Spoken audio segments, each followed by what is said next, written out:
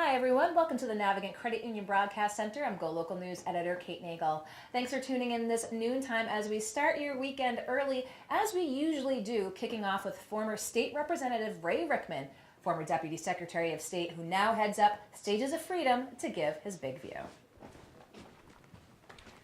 So the year's moving along, Congress isn't.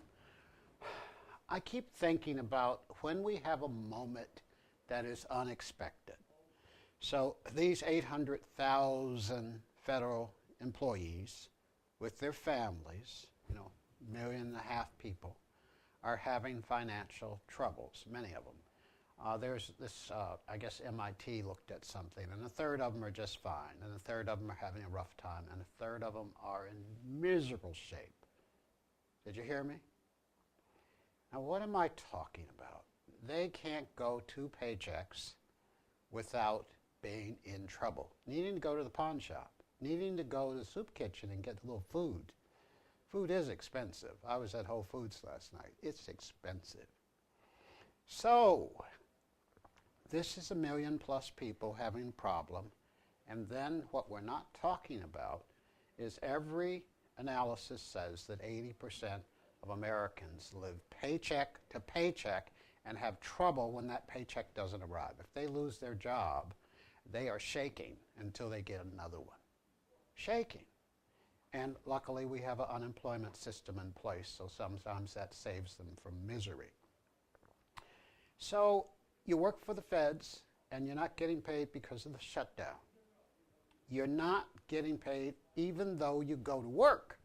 And if you go to work, you can't get another job in the meantime. That's the problem, because you're working someplace 8-9 hours a day and there's no pay. Elizabeth Warren and others have started talking about this issue, that this isn't 80% of federal employees that would have trouble when the paycheck doesn't come. It's 80% of the American people.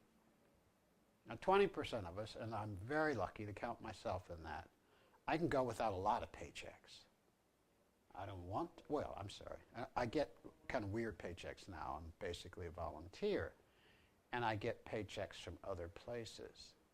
But I could go without because house is paid for, because my taxes are low. Don't tell anybody in Providence I said that. I drive an old car, so the tax isn't all that high. But 80% of the people in this state and in this nation have trouble. They make too little. Their debts are too high. Income hasn't really risen in 20 years, except for the 1%, who something like 1% of the people in this country have as much wealth as the other 90% of us combined. This is unbelievable. And this horrible closure of government by Mr. Trump is spotlighting it and showing what would happen. So imagine yourself in this position. This is me lobbying you because I'm talking to people every day. And the new thing is, I don't really want a wall, but why don't they let him have it?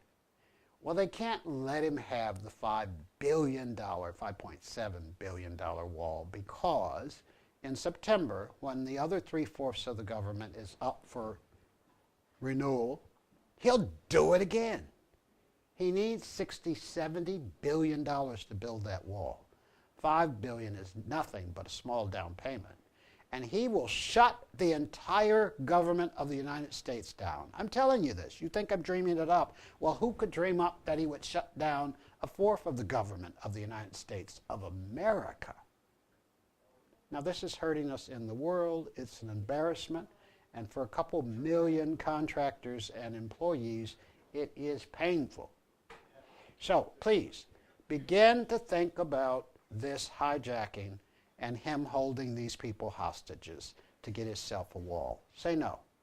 When his poll numbers drop to 29%, he will drop his opposition to the functioning of American government. See you next week, and may you have a good week, and may your paycheck come on time.